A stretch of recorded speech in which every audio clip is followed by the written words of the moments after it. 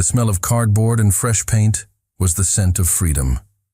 Joyce stood in the middle of her new, modest apartment, surrounded by a chaotic fortress of moving boxes. A weary but triumphant smile touched her lips. She had done it. She had finally escaped. Escaped the suffocating grip of a relationship that had tried to shrink her into someone she didn't recognize. With a sigh that felt like it released years of pent-up anxiety, she walked to the single large window. It didn't overlook a glittering city skyline, but something far better. A small, slightly overgrown patch of green that was all hers. Her own little garden.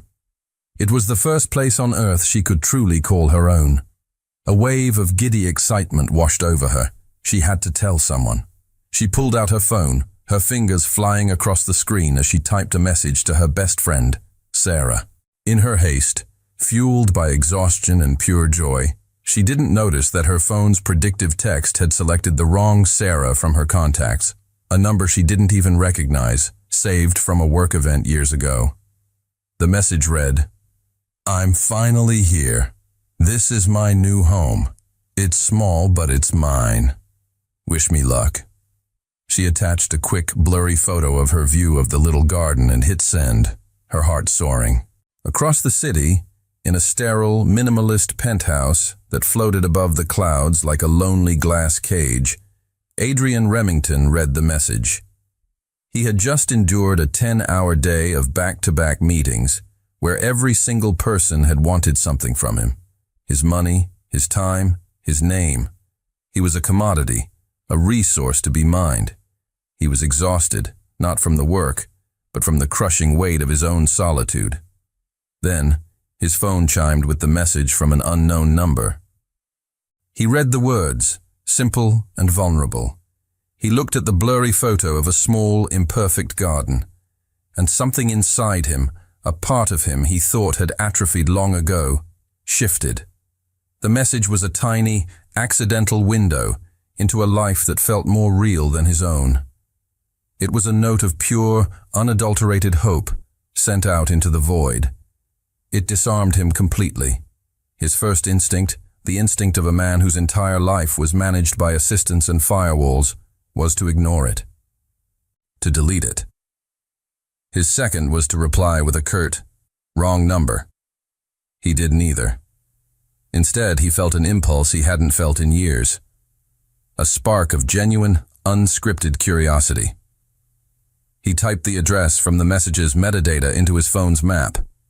It was in a quiet, unassuming neighborhood he'd never even driven through. The next morning, Adrian Remington sat in his $100,000 car, a simple, beautiful bouquet of wildflowers resting on the passenger seat. He was driving toward a part of the city he had no business being in, toward a woman he had never met, with no logical explanation for his actions. He just knew he had to see the garden for himself. Joyce was wrestling with a particularly stubborn box of books when a firm, polite knock echoed from her front door. She froze. She wasn't expecting anyone. Sarah wasn't due to come over until the weekend, and the landlord had already given her the keys. A flicker of anxiety, a leftover reflex from her old life, went through her. She peeked through the peephole and her confusion only deepened. A man stood on her doorstep. He was tall and impossibly well-dressed for a Tuesday afternoon in her quiet neighborhood, wearing a dark blazer that looked soft and expensive even through the distorted lens. And he was holding flowers. Hesitantly, she opened the door a few inches, leaving the chain on. "Can I help you?" The man offered a small, almost shy smile. His eyes were a startling, intelligent gray. "I hope so," he said, his voice calm and steady. "I think you wished me luck." Joyce stared at him, completely bewildered. "I'm sorry?" He held up his phone, the screen displaying her message from the day before, complete with the little house emoji. "This was you, right?" The realization hit her like a physical blow. A hot wave of mortification washed over her. She had sent her new address, her private little message of hope, to a complete and utter stranger. Her first instinct was to slam the door, to hide from the sheer, cringing embarrassment of it all. But then she looked at him again. There was no judgment in his eyes, no hint of a smirk. There was just a quiet, gentle curiosity, a sort of contained tenderness that was utterly disarming. And instead of slamming the door, she started to laugh. It wasn't a small, polite chuckle. It was a real, genuine, rolling laugh of pure, unadulterated absurdity. A laugh that acknowledged the complete and utter ridiculousness of her life. "Oh my God," she said between gasps of laughter, finally unlatching the chain and opening the door fully. "I cannot believe I did that. I am so sorry. It was a total accident." Her laughter seemed to break a spell in him. The formal politeness in his expression softened into a genuine, captivated smile. "There's no need to apologize," he said, his voice warm. "It was the best message I received all day." He extended the bouquet of wildflowers, a vibrant, unruly mix of daisies, lavender, and cornflowers, her absolute favorites. "I'm Adrian," he said simply, "and these are for your new home." She took the flowers, her fingers brushing against his. A tiny, unexpected spark of electricity shot up her arm. She looked from the beautiful bouquet to his kind, handsome face, and made another impulsive decision. "The least I can do is offer you a coffee as an apology," she said, gesturing into the chaotic sea of boxes that was her living room. "If you're brave enough to enter." "I think I can handle it," he said, that captivating smile widening. He stepped inside, and she closed the door. They sat on upturned moving boxes, drinking instant coffee from mismatched mugs, surrounded by the beautiful, unfinished mess of her new life. The billionaire and the librarian. And as they began to talk, the strangeness of the situation melted away, leaving only the simple, undeniable, and immediate connection between a man and a woman who had found each other by the most unlikely of accidents. The conversation flowed with a startling, unexpected ease. They didn't talk about anything important, and yet it felt like the most important conversation Joyce had had in years. He didn't ask about her past or why she had moved. She didn't ask about his job, and he only offered a vague, "I invest in projects," when she hinted at it. They talked about books and travel and the simple, profound joy of a quiet morning. He had a way of listening that made her feel like she was the only person in the world. He didn't stay long, but the warmth of his presence lingered long after he left, a stark contrast to the cold, lonely silence she had grown accustomed to. 2 days later, he texted her. "You showed me your new home. Now show me your favorite place in the city." The request was simple, direct, and impossible to refuse. She took him on a tour of her world. Not a world of fancy restaurants or exclusive clubs, but a world of quiet, hidden treasures. She led him through the hushed, reverent aisles of the public library where she worked, her voice a happy whisper as she pointed out her favorite first editions. She took him to a dusty second-hand bookshop that smelled of aging paper and forgotten stories. She introduced him to the owner of a tiny tea shop that served the best Earl Grey in the city. Through it all, he was a quiet, attentive observer. He seemed utterly fascinated by the texture of her life, by the passion she had for stories, by the simple, genuine connections she had with the people in her small community. He wasn't just visiting her world, he seemed to be breathing it in, like a man who had been starved of air. They were leaving the tea shop, laughing about a story he'd told, when a familiar voice cut through their easy camaraderie like a shard of ice. "Joyce, fancy seeing you here." Joyce froze.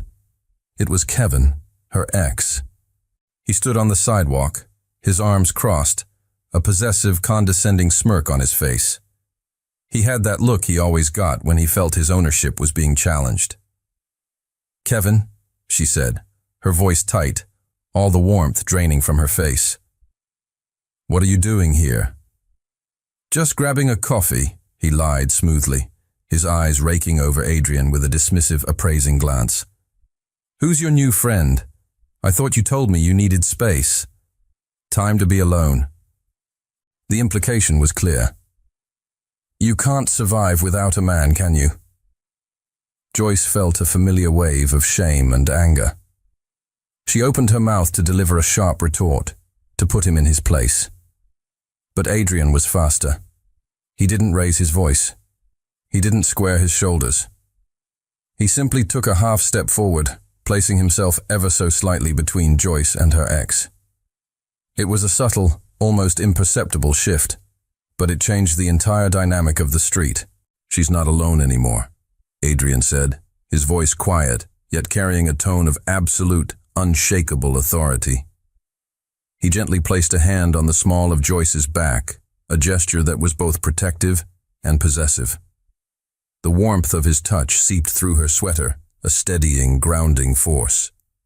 "Come on, darling," he said, his voice softening as he looked at her, completely dismissing Kevin as if he were nothing more than a piece of litter on the sidewalk. He guided her away, down the street, leaving Kevin standing there, speechless and utterly irrelevant. Joyce's heart was hammering in her chest, a frantic, wild rhythm. It wasn't a rhythm of fear. It was the thunderous, exhilarating beat of being defended, of being protected, of being, for the first time, truly seen. The walk back to her apartment was quiet, but it was a comfortable, charged silence. The ghost of Kevin's smug expression and the quiet, definitive way Adrian had dismissed him hung in the air between them.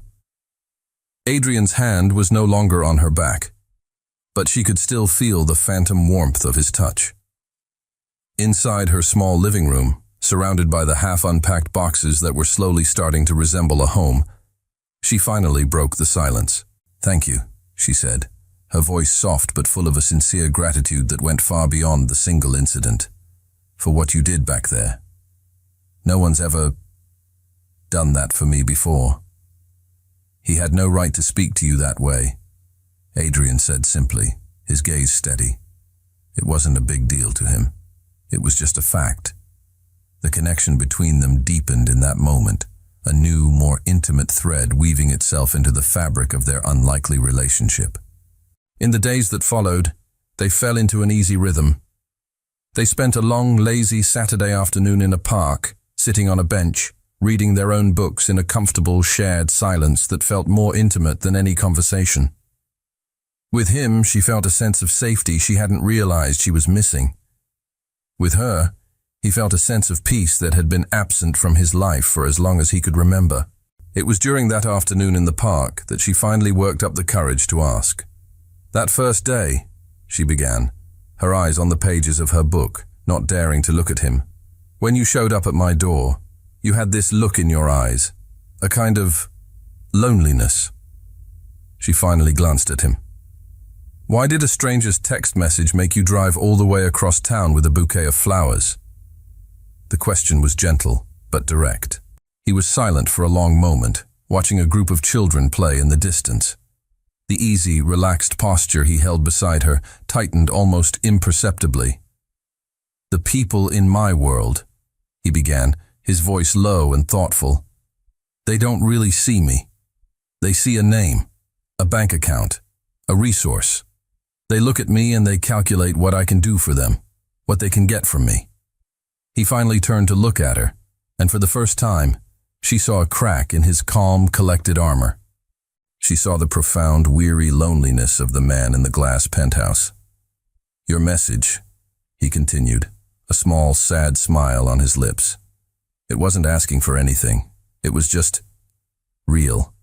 And being with you, here, in your world. It feels real. It's the first time in a very long time that I feel like someone is seeing me, and not the projects I invest in." His vulnerability was a raw, unguarded thing, and it touched her more deeply than any grand gesture ever could. She understood now.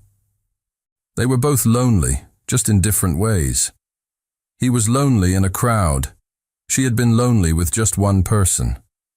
He saw the understanding in her eyes, and it gave him a courage he didn't know he possessed.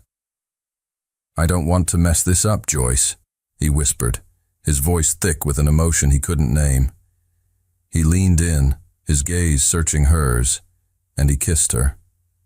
It was a tender, questioning kiss, a kiss full of all the feelings he didn't know how to say out loud. It was a kiss that tasted of hope and fear and the beginning of something beautiful and terrifying. As she kissed him back, melting into the warmth and safety of his arms, neither of them wanted to acknowledge the secret that still hung between them like a shadow, the truth of who he really was, and the world of projects and power he would eventually have to return to.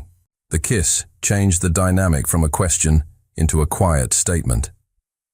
They were no longer just two strangers brought together by a happy accident. They were Adrian and Joyce, two people who were, against all odds, falling for each other. He continued to be a regular, comforting presence in her new life. He would drive out to her small town, leaving his own world behind completely. They would spend their time in her world, governed by her rules. They'd browse the library, take long walks, and cook simple dinners in her small kitchen. He never talked about his work, and she learned not to ask. His life in the city was a black box, and she was, for the moment, content not to look inside. She was happy in their shared bubble, but bubbles, by their very nature, are fragile. One Friday afternoon, Adrian was driving to her apartment when the engine of his sleek, dark gray Aston Martin, a car that was so ridiculously out of place in her town that it might as well have been a spaceship, began to sputter. It died completely on a quiet side street 2 blocks from her home. With a frustrated sigh, he called the local auto shop. A grizzled, friendly mechanic named Gus arrived a few minutes later in a greasy tow truck. As Gus popped the hood, his eyes fell on the watch on Adrian's wrist as he leaned against the car. "Whoa, buddy," Gus said, whistling under his breath. "That's a Patek Philippe, isn't it? The Calatrava." He squinted at Adrian. "My old boss back in the city had one of those. Cost more than my house. You must be somebody important." Adrian's smile was tight, his posture suddenly stiff. "Just a lucky investment," he said smoothly, deflecting the comment. He quickly paid Gus in cash for the tow and the future repair, eager to end the conversation. But Joyce, who had walked over after he'd called to say he was running late, saw the whole exchange.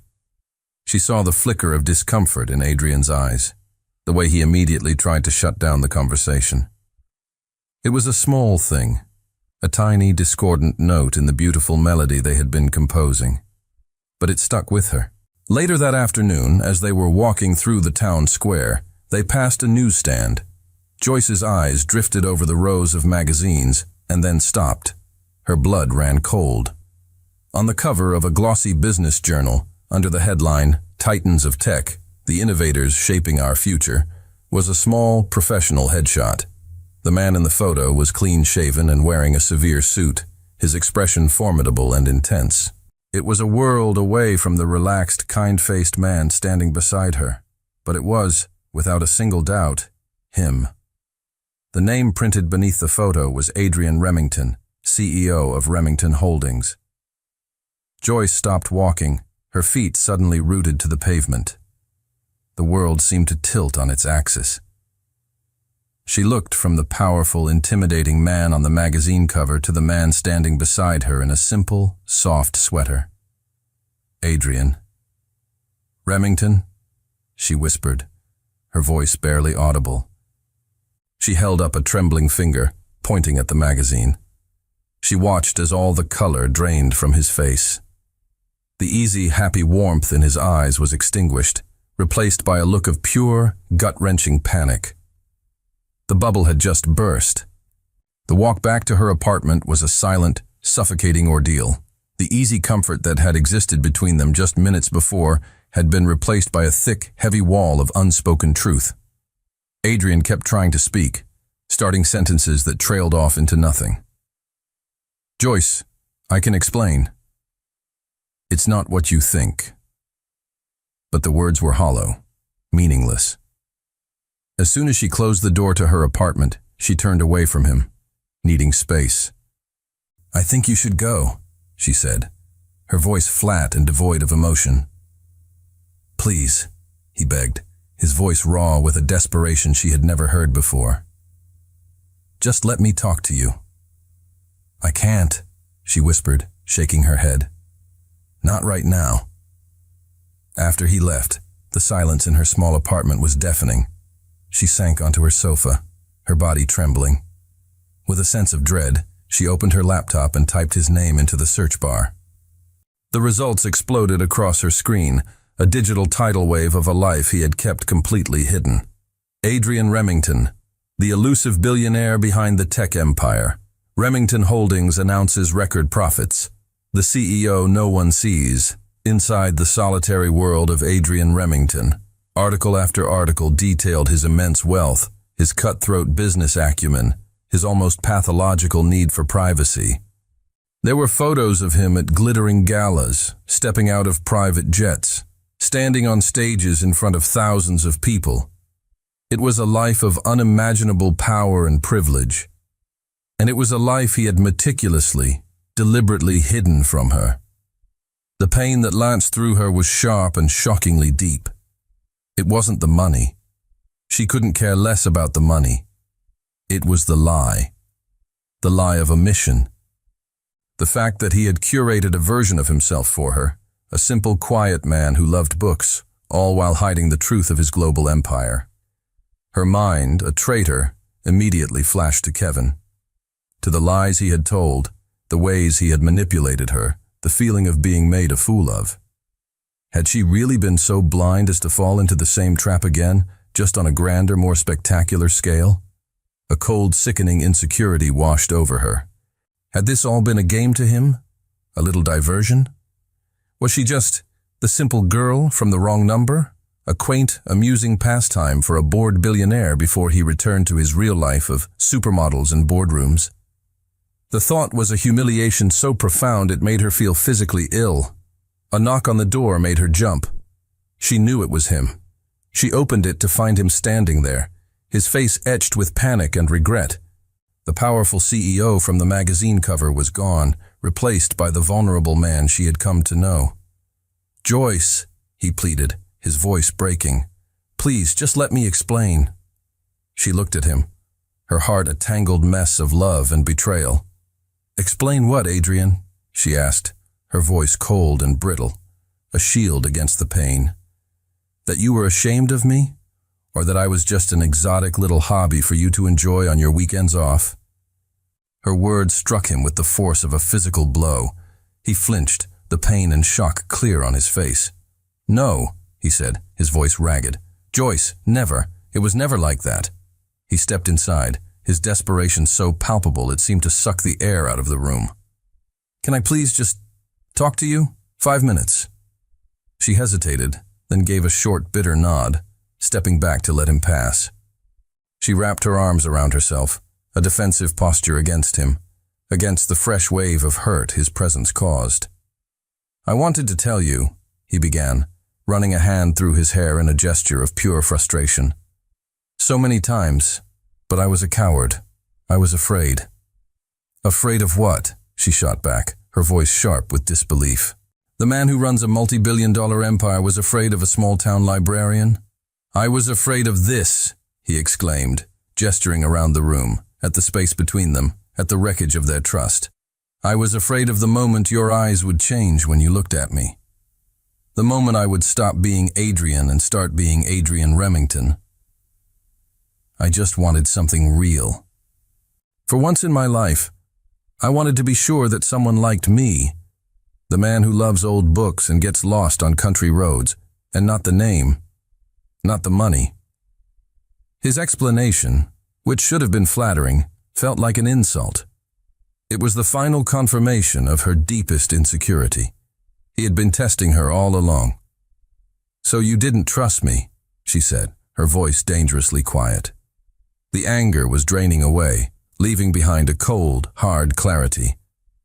"From the very beginning, you assumed I would be like everyone else. You assumed the money would matter to me." She took a step closer, the power dynamic shifting. She was no longer the wounded party. She was the prosecutor, and he was the one on trial. "Don't you see the irony, Adrian?" she continued, her voice laced with a sad, cutting wisdom. "For someone so determined to escape the world of money, you're the only one who couldn't see past it. You were so blinded by your own wealth that you couldn't imagine someone else not being blinded by it too. You didn't give me a chance to show you who I was. You judged me before I ever had a chance." The truth of her words landed, dismantling his entire defense. He stared at her, the full weight of his mistake crashing down on him. He had been so focused on protecting his heart from a perceived threat that he had preemptively broken hers. In his fear of being judged, he had committed the greater sin. He had judged her. The fight drained out of him, leaving him looking hollowed out and defeated. "You're right," he whispered, his voice hoarse with regret. "My fear. My own baggage. It made me cynical. I insulted you in the worst possible way, and I am so sorry." The apology was sincere. She could see it in the raw, unguarded pain in his eyes. But sincerity couldn't erase the deceit. "I don't know if I can trust someone who didn't trust me first," she said, the words feeling like stones in her mouth. Her heart was screaming at her to forgive him, to run into his arms, but the wound was too fresh, too deep. She looked away from him, toward the window, at the small garden that had once symbolized her freedom. "I think you should go." He stood there for a long moment, hoping she would change her mind. When she didn't, he turned and walked out the door, the soft click of it closing behind him sounding as final as a gavel. He had everything in the world, but he had just lost the only thing that mattered. And he knew, with a sickening certainty, that this was one loss all his money could never fix. The days that followed were a study in gray. Joyce went through the motions of her life, working at the library, tending to her small garden, unpacking the last of her boxes, but the color had been drained from her world. His absence was a physical ache, a constant low-grade fever of longing and hurt. Adrian, for his part, was adrift. He tried to lose himself in work, but the numbers on the spreadsheets blurred together, meaningless. The silence of his penthouse was no longer a peaceful sanctuary. It was a crushing, suffocating void. He knew he had to give her space, but the fear of losing her completely was a frantic, clawing thing in his chest. He started making excuses to be in her town, a meeting with a local tech startup, a drive to see the autumn foliage. He would park his car streets away and just walk, hoping for a glimpse of her. One crisp afternoon, his desperate hope was answered. He saw her. She was sitting in the window of the town's main coffee shop, the Daily Grind. But she wasn't alone. She was sitting with a man, a handsome, friendly-looking man with kind eyes and an easy smile. They were leaning over a notebook, talking animatedly. Joyce laughed, a bright, beautiful sound that Adrian felt like a punch to the gut. He hadn't heard her laugh like that in weeks. The man was David, a local author and a regular at Joyce's library. He had asked her to meet for coffee to discuss his new book, hoping she might help with some historical research. He was also, quite clearly, smitten with her. Adrian stood across the street, a cold, unfamiliar fire igniting in his veins. It was jealousy, raw and ugly and powerful. He despised the feeling, despised the weakness it implied, but he was helpless against it. He saw the way David looked at her, the way she smiled back at him, and a possessive, irrational rage washed over him. He didn't think. He just acted. He strode across the street and pushed open the door to the coffee shop, the little bell above it chiming his unwelcome arrival. He walked directly to their table, his presence immediately sucking all the warmth and easy laughter out of their conversation. "Joyce," he said, his voice tight and clipped. "I need to speak with you. It's urgent." Joyce looked up, her expression a mixture of shock and annoyance. David looked between the two of them, his friendly smile faltering. "I'm in a meeting, Adrian," she said, her tone cool and professional. "I don't care," he bit out, his eyes flicking to David with a look of pure, undisguised animosity. "This can't wait." The possessiveness in his tone was a slap. It was the same controlling behavior she had run from with Kevin. He wasn't acting like a man trying to earn back her trust. He was acting like a man staking a claim. The shock on Joyce's face hardened into a cold, quiet fury. She saw in that single, arrogant moment that he still didn't understand. He thought he could command her attention, interrupt her life, simply because he wanted to. The jealousy, which he had intended as a desperate gesture to show how much he cared, had backfired spectacularly. It had only served to prove her deepest fear, that at his core, he was just another powerful man who believed the world and everyone in it should bend to his will. The silence at the small coffee shop table was thick enough to cut with a knife. David, the author, looked between Adrian's thunderous expression and Joyce's furious one, and quickly gathered his things. "We can continue this another time," he said to Joyce, giving her a concerned look before making a hasty exit. Now they were alone, the object of Adrian's jealousy gone, but the damage was done. "How dare you?" Joyce said, her voice a low, trembling whisper of pure rage. "How dare you come in here and do that? You act exactly like him, like Kevin. You think you can just show up and command my attention because you feel threatened?" Her words, comparing him to her controlling ex, were a dagger to his heart. He visibly recoiled, the anger draining out of him, replaced by a wave of shame so profound it made him feel dizzy. She was right. He had acted like a possessive fool. He sank into the chair David had just vacated, the fight completely gone from him. "You're right," he said, his voice rough with self-loathing. "I was jealous, and I acted like a child. I'm sorry."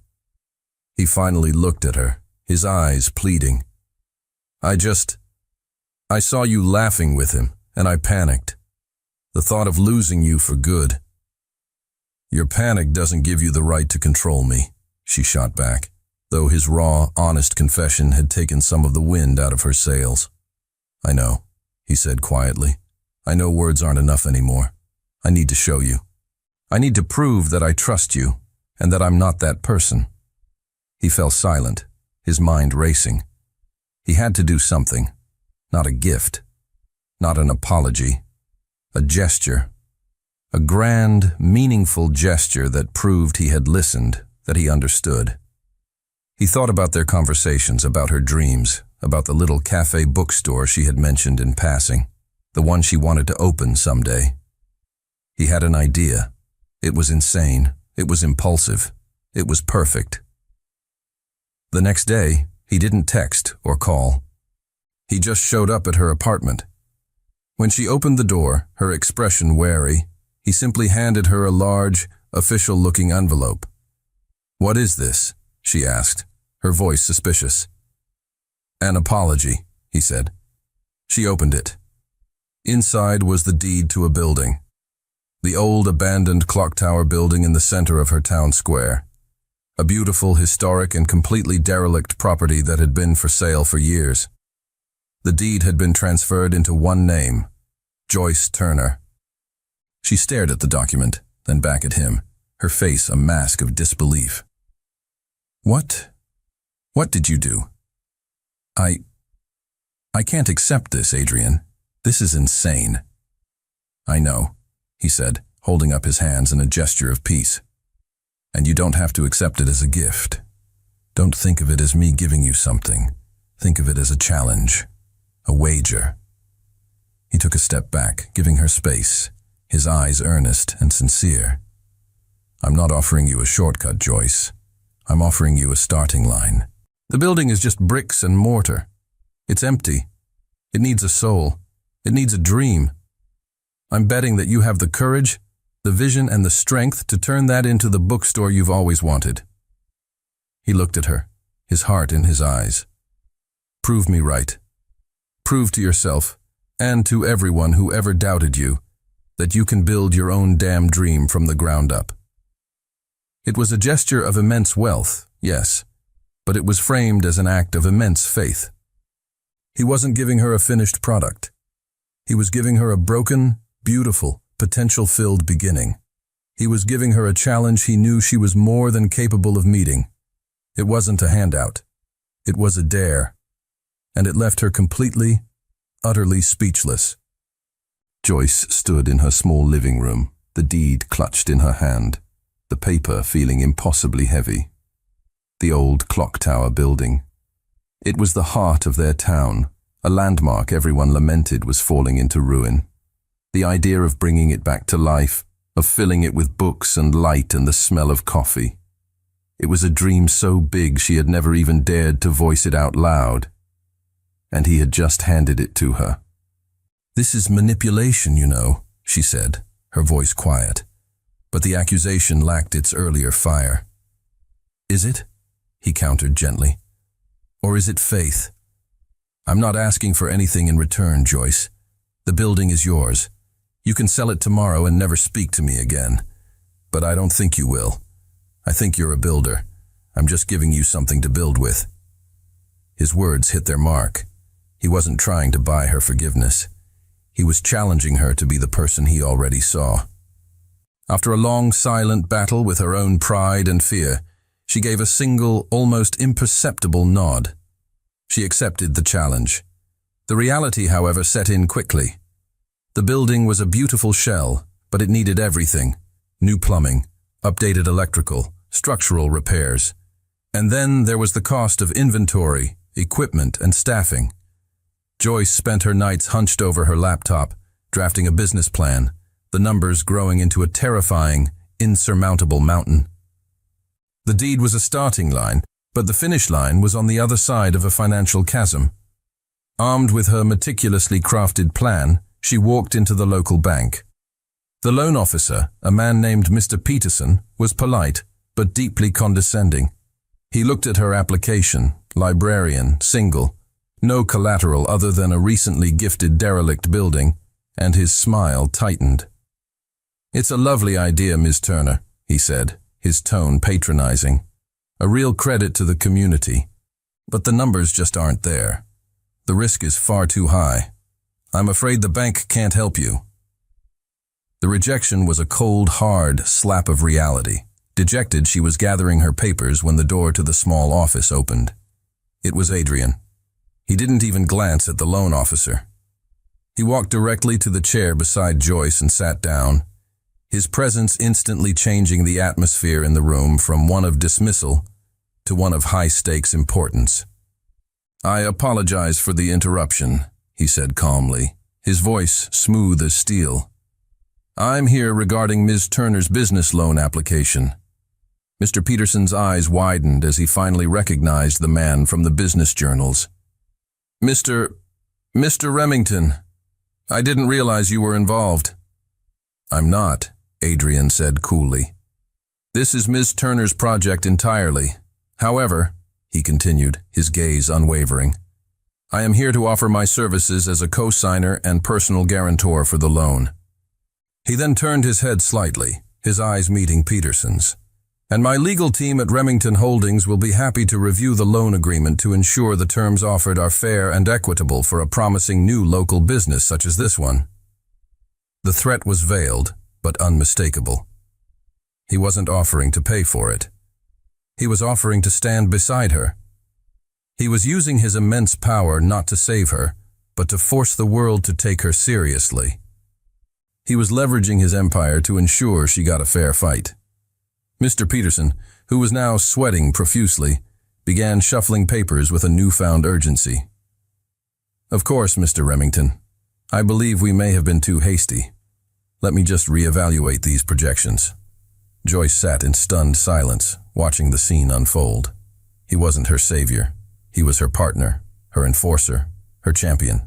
And in that moment, she realized that this was what it looked like when a man like Adrian Remington truly fought for you. Not with money, but with the full, terrifying, and magnificent weight of his name. With the loan approved, on remarkably favorable terms, the real work began. The old clock tower building, which had been silent for a decade, came to life with the sounds of construction. Joyce threw herself into the project with a ferocity she didn't know she possessed. She was no longer just a librarian. She was a project manager, a designer, an entrepreneur. She spent her days managing contractors, her evenings choosing paint colors and light fixtures, and her nights poring over book catalogs. It was exhausting, terrifying, and the most exhilarating thing she had ever done. And through it all, Adrian was her silent, steady partner. He kept his promise. He never interfered, never offered his opinion unless asked, but he was always there. He would drive out from the city on weekends, not in one of his tailored suits, but in worn jeans and a faded t-shirt. He would show up with coffee and donuts for the construction crew. He would spend hours helping her, not with business advice, but with the actual physical labor. He learned how to spackle drywall. He helped her sand and refinish the original hardwood floors.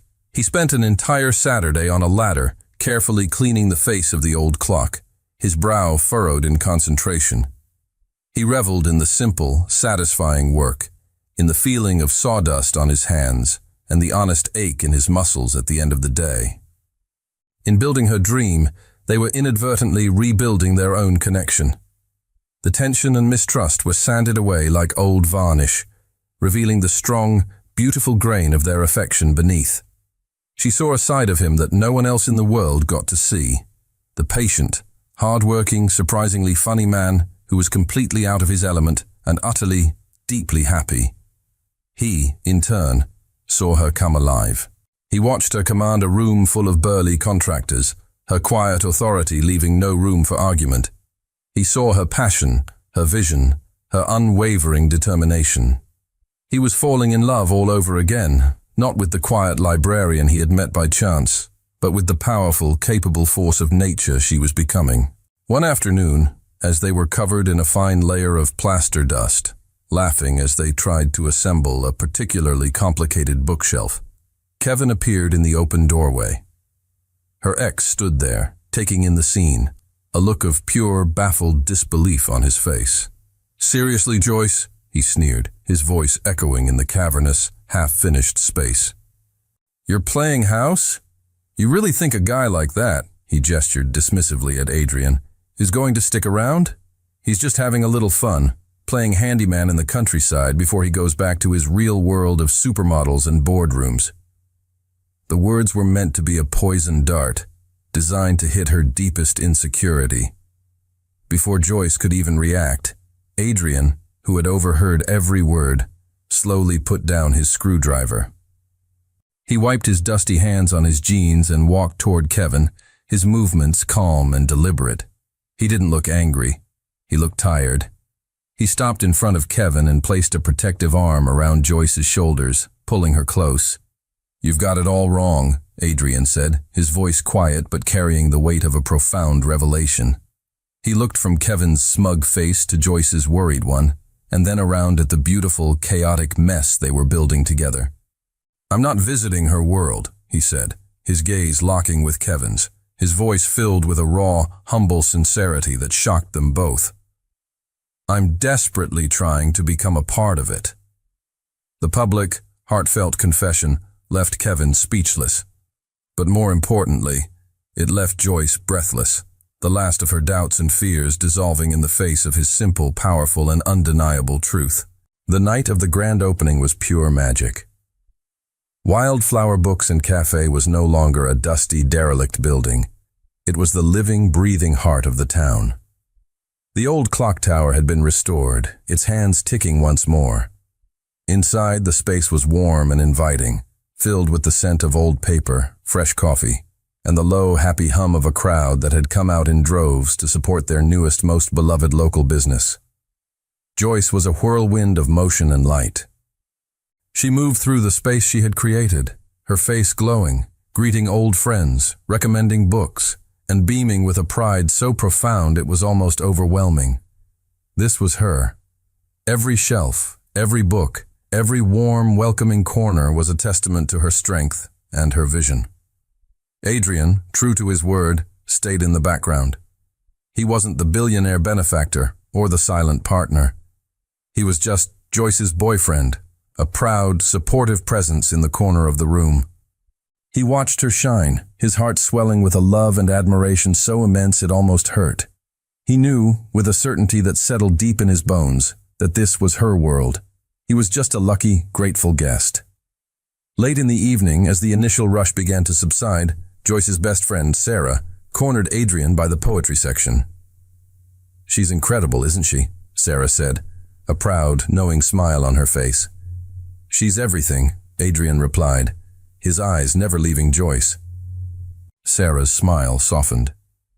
"You know she's terrified, right?" Adrian's head snapped toward her, his expression confused. Terrified? Of what? Look at this place. She's a massive success. She's not afraid of failing, Adrian, Sarah said gently, her voice dropping so only he could hear. She's afraid of you leaving. The words hit him with an unexpected force. Leaving? Why would I leave? Because the project is done, Sarah explained patiently. The cafe is open. The dream is built. In her mind, the reason for you to be here, in her world, is gone. She's falling completely in love with you, but she's terrified that now that the fun is over, you'll get bored and retreat back to your real life, leaving her with this beautiful, painful reminder of you. The revelation struck Adrian with the force of a physical blow. He had been so focused on proving his trust, on empowering her, that he hadn't realized her deepest insecurity remained. The fear that she was just a temporary stop in his life, not the destination. He had to show her, once and for all, that her world wasn't a place he was visiting. It was the place he wanted to call home. He saw the small, makeshift stage at the front of the cafe where a local musician had been playing earlier. An idea, bold and public and terrifying, formed in his mind. He walked to the stage, his heart pounding. He picked up the microphone. "Excuse me, everyone," he said, his voice amplified through the speakers, causing the remaining conversations to die down. "Could I have your attention for just a moment? My name is Adrian, and I'd like to say a few words." Every eye in the room turned to him. Joyce looked up from across the cafe, her face a mask of surprise and apprehension, her heart in her throat. She had no idea what he was about to do. A hush fell over the cafe. Every person in the room, from Joyce's oldest friends to the town mayor, turned to look at the handsome, mysterious man on the stage. Joyce stood frozen behind the counter, her hands gripping the smooth, cool wood, her heart hammering against her ribs. Adrian took a deep breath, his eyes finding hers across the crowded room, holding her gaze as if they were the only two people there. "Most of you don't know me," he began, his voice steady and clear, resonating with a quiet sincerity. "And those of you who might, probably know me by a name in a business journal or as the head of a company in the city. You know me for the world I was born into." He paused, letting his eyes drift around the beautiful, warm space Joyce had created. "But over the last few months," he continued, his voice softening, "I've learned that success isn't about the height of your buildings or the numbers on a balance sheet. It's about building something that matters, something with a soul.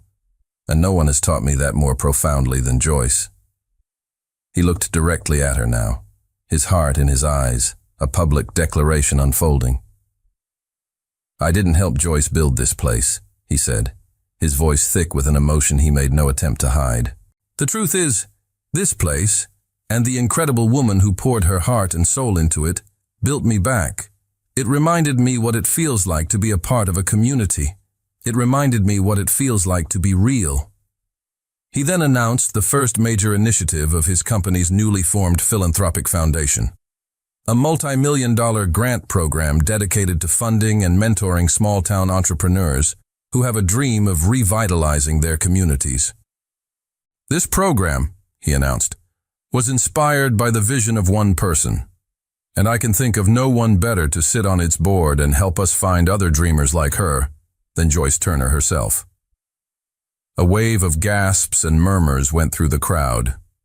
He wasn't just praising her, he was elevating her, making her a leader, a partner in his own world, on her own terms. He set the microphone down and walked off the stage, moving through the stunned, silent crowd directly toward her. He didn't stop until he was standing in front of her, the bustling cafe fading into the background. "I don't want to be a visitor in your world anymore, Joyce," he whispered, his voice for her alone, his gaze intense and full of a deep, unwavering love. "I want to live in it, with you." The public speech had been for the town, for the world to legitimize her. But this final whispered declaration was just for her. It was the ultimate answer to her deepest, most unspoken fear. and it left her completely, utterly breathless. Life found a new, beautiful normal. Adrian was true to his word. He didn't just visit her world, he began to build a life in it. He bought a small, unassuming house on the edge of town, one with a garden of its own next to a quiet stream. He still ran his empire, but he did it more and more from the small office he set up in his new home, proving that his center of gravity had shifted permanently. Joyce, in turn, flourished. She ran her cafe with a joyful confidence and poured her heart into the new foundation, her insights and empathy making it an immediate success. The line between his world and her world blurred until it was simply, beautifully, their world. One perfect golden afternoon in late spring, he told her he was taking her on a picnic. He drove them out of town, to a place she had never been, a rolling meadow blanketed in the same kind of vibrant, unruly wildflowers he had brought to her door on that first fateful day. They sat on a soft blanket, surrounded by the quiet hum of bees and the gentle rustle of the wind. They were relaxed, happy, their shoulders touching, a comfortable, easy silence between them. This, Joyce thought, was the purest form of happiness she had ever known.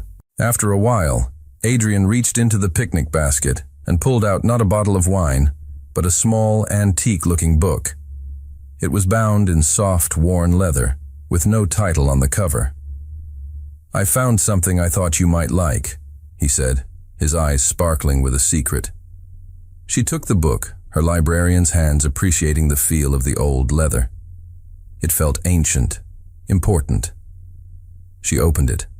The pages were thick, creamy, and completely blank, except for the very first page. Written on it, in Adrian's sharp, elegant handwriting, were just 6 words. Chapter 1. The Day I Met You. Joyce looked up from the page, her heart catching in her throat, her eyes wide and questioning. He was already moving, shifting from his relaxed position beside her onto one knee in the soft flower-strewn grass. "I have spent my entire life reading, collecting, and investing in other people's stories," he began, his voice low and thick with an emotion that made her own eyes well up. "But the only story I want to write, from now until my very last day, is ours." He reached into his pocket and pulled out a small, simple velvet box. He opened it to reveal a delicate, vintage-style ring, a single clear diamond that sparkled in the afternoon sun. "Joyce Turner," he said, his voice trembling ever so slightly. "My best friend, my partner, my favorite story. Will you marry me and help me fill the rest of these pages?" 2 years had passed since the day a stranger showed up on Joyce's doorstep with a bouquet of wildflowers. The Wildflower Books and Cafe was no longer a new venture. It was an institution, the undeniable heart of the town. The old clock tower chimed the hours, a steady, reliable heartbeat for the community Joyce had revitalized. On this particular sun-drenched Saturday, the cafe was alive. Joyce, now 6 months pregnant and glowing with a serene, happy confidence, moved through the tables, not as a frantic owner, but as a gracious host. She knew everyone by name, from the mayor who held his weekly informal meetings in a corner armchair, to the group of teenagers who debated fantasy novels by the window. Adrian arrived just after the lunch rush, sliding into his usual seat. He was no longer a visitor. He was a local. He had traded his penthouse for the house by the stream, his tailored suits for soft spun sweaters, and his board meetings for video calls taken from his quiet home office. He hadn't abandoned his empire, he had simply bent its orbit to revolve around a new sun. He watched his wife, a manuscript for his company's new Discovery imprint, the one Joyce helped create, resting forgotten in his lap. He saw her recommend a book to an elderly woman, her face lighting up as she described the plot. He saw her share a laugh with Sarah, who was helping out behind the counter. He saw the easy way she rested a hand on her growing belly, a gesture of unconscious, maternal love. Later that evening, after the last customer had gone and the closed sign was hung on the door, they sat together in the quiet, darkened cafe. The only light came from a single reading lamp casting a warm, golden glow over the two of them. "I had a call with David today," Joyce said, her feet propped up on a stool, her head resting on Adrian's shoulder. "His book is being published. By us.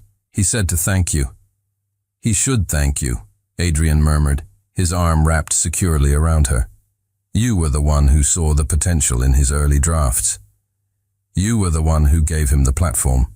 She counted softly. They had fallen into this easy rhythm, a partnership that extended into every corner of their lives. He smiled, pressing a kiss to her hair. "Speaking of platforms, I also had a call today from Kevin." Joyce tensed slightly. She hadn't seen or heard from her ex since the day he'd shown up at the construction site. "What did he want?" she asked, her voice neutral. "He wanted a job," Adrian said, a note of disbelief in his voice. "His company went under. He was surprisingly humble. Said he'd been following the foundation's work and was impressed. He asked if there was an entry-level opening." "And what did you say?" Joyce asked, sitting up to look at him. "I told him we weren't hiring," Adrian said simply. "But I also had HR send him a link to the small business grant application. I told him if he had a good idea, he should apply, just like anyone else." He looked at her, his expression serious. "I told him the board, which you chair, makes all the final decisions. His future is, quite literally, in your hands." Joyce stared at him, a slow smile spreading across her face. It wasn't an act of revenge. It was an act of profound, ultimate closure. It was a testament to how far she had come, from the woman who ran to the woman who now held the power to grant second chances. "That," she said, "was very well played, Mr. Remington." "I learned from the best, Mrs. Remington," he replied, his eyes twinkling. He stood and pulled her gently to her feet, his hands coming to rest on her belly, where a soft kick fluttered against his palm. His breath hitched, his expression softening into one of pure, unadulterated awe. "Our next chapter is getting impatient," he whispered, his forehead resting against hers. "She has her mother's spirit." Joyce laughed softly. He looked around the quiet, beautiful bookstore, at the rows of silent stories waiting to be read. He looked at his wife, the hero of his own favorite story. He looked at the life they had built, a life born from a single, accidental text message. "I used to think my life was a finished book," he said, his voice thick with emotion. "A lonely story with a predictable, empty ending." He pulled her closer, his heart overflowing. "You didn't just give me a new chapter, Joyce. You gave me a whole new book, and I can't wait to see how we write the rest of it." She wrapped her arms around his neck, her heart full and at peace. "Whatever it is," she whispered, "I know it will have a happy ending." And as they stood together in the heart of their dream, they knew it already had.